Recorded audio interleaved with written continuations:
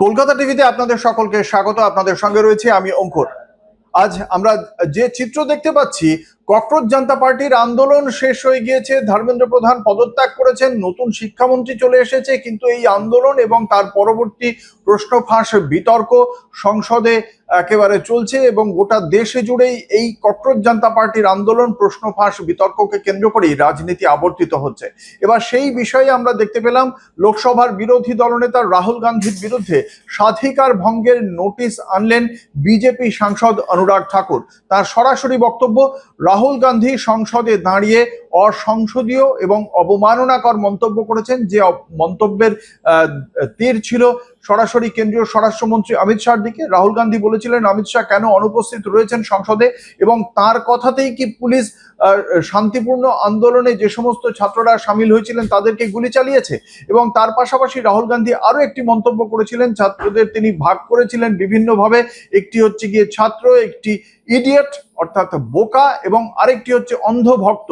এবং এই যে বিভিন্ন বিভাগে ভাগ করা, সেই অন্ধভক্ত এবং বোকা এই শব্দগুলি সংসদের ক্ষেত্রে একেবারেই অসংসদীয় বলে অভিহিত করেছেন এবং সরাসরি স্বাধিকার ভঙ্গের নোটিশ এনেছেন অনুরাগ ঠাকুর। কি বলেছেন অনুরাগ ঠাকুর, শুনুন।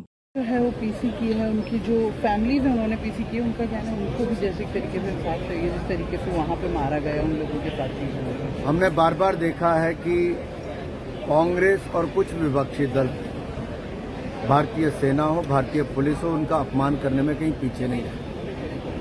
एयर स्ट्राइक, सर्जिकल स्ट्राइक या ऑपरेशन सिंदूर हो, उस पर प्रश्न चिन्ह खड़ा करते रहे।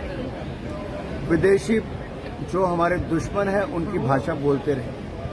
लेकिन दुर्भाग्य ये है कि आज कांग्रेस पार्टी के नेता सदन के अंदर आपत्तिजनक भाषा का उपयोग करते हैं और मनगढ़ंत एलिगेशन लगाते हैं जो नियमों के खिलाफ है। उसके लिए भी मैंने नोटिस दिया है।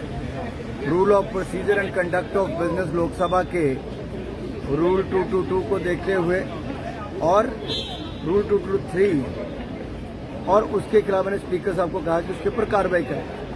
लेकिन देखिए, अंदर वो देश के गृह मंत्री के ऊपर झूठे आरोप राहुल गांधी जी लगाते हैं। प्रियंका जी अंदर मीडिया को पालतू कह देती हैं। बाहर आकर राहुल गांधी जी मीडिया को कहते हैं कि आप बीजेपी वाले हो और देश की पुलिस के ऊपर वो प्रश्न चिन्ह खड़ा करते हैं।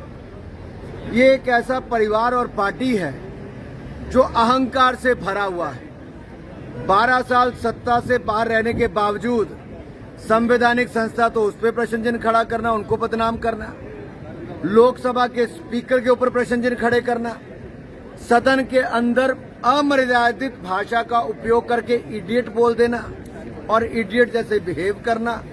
इस तरह की जो कार्यपद्धति और इनके काम करने का तरीका है, ये दिखाता है कि अहंकार में आज भी एक परिवार जी रहा है और उसका दंश ये पार्टी झेल रही है।